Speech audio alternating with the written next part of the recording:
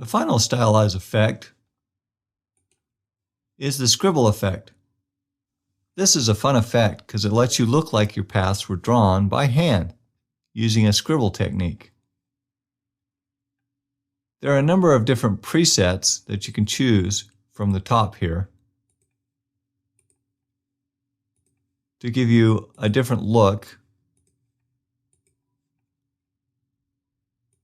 and feel. Some of these are very interesting and might just give you a good place to start from.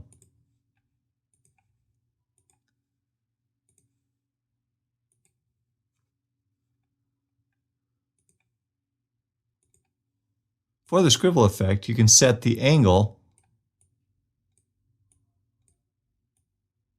which is the orientation of the pen as it's drawing the scribbles.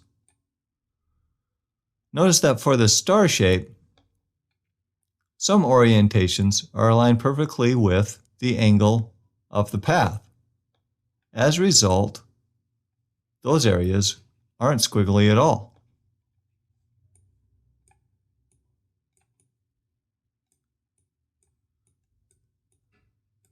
You can use the path overlap option to specify how far the paths extend beyond its given default. You can also set the amount of variation. Low variation values result in fairly uniform scribbles, but high variation values cause the lines to be all over the place. You can also set the line options, including the width of the stroke, its curviness,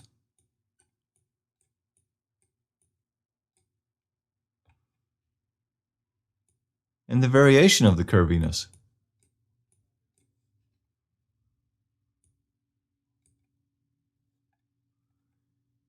You can also control the spacing to be fairly loose or fairly tight. And the spacing can also have variation. So using all these settings, you can control the resulting look